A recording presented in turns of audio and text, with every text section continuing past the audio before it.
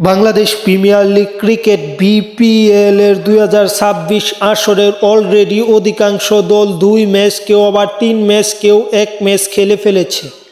মূলত ধরতে গেলে 2 ম্যাচই খেলে ফেলেছে এবং মূলত এই 2 ম্যাচ বা 3 ম্যাচ 1 ম্যাচ যে যাই খেলুক, তার মাঝে পয়েন্ট টেবিলের অবস্থানটাতে কে কোথায় আছে তাই জানবো এই ভিডিওর মাধ্যমে।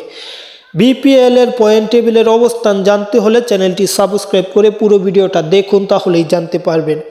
বাংলাদেশ প্রিমিয়ার লিগ বিপিএল এর পয়েন্ট টেবিলে নোয়াখালী 3 ম্যাচ খেলে এখন পর্যন্ত কোনো জয় না নিয়ে তারা আছে পয়েন্ট টেবিলের 6 নম্বরে এবং পয়েন্ট টেবিলের 5 নম্বরে আছে সিলেট মূলত 2টি ম্যাচ খেলেছে, যেখানে 1টি জয় 1 হারে তাদের অবস্থান আছে 5-এ। পয়েন্ট টেবিলের 4-এ আছে ঢাকা ক্যাপিটাল, তারা এখন পর্যন্ত 1টি ম্যাচ খেলেছে এবং 1টি জয়ে আছে পয়েন্ট টেবিলের 4-এ।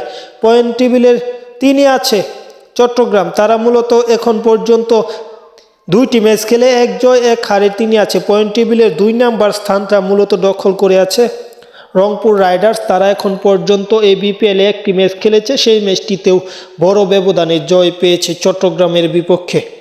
এবং পয়েন্ট টেবিলের শীর্ষে আছে রাজশাহী এখন পর্যন্ত মূলত 3টি ম্যাচ খেলেছে এবং 3টি ম্যাচের মধ্যে তারা 2টি ম্যাচ জিততে পেরেছে, 1টি ম্যাচ হেরেছে এবং 2 ম্যাচে 4 পয়েন্ট নিয়ে পয়েন্ট টেবিলের শীর্ষে আছে রাজশাহী এবং নাজমুল শান্ত মুশফিকের দল।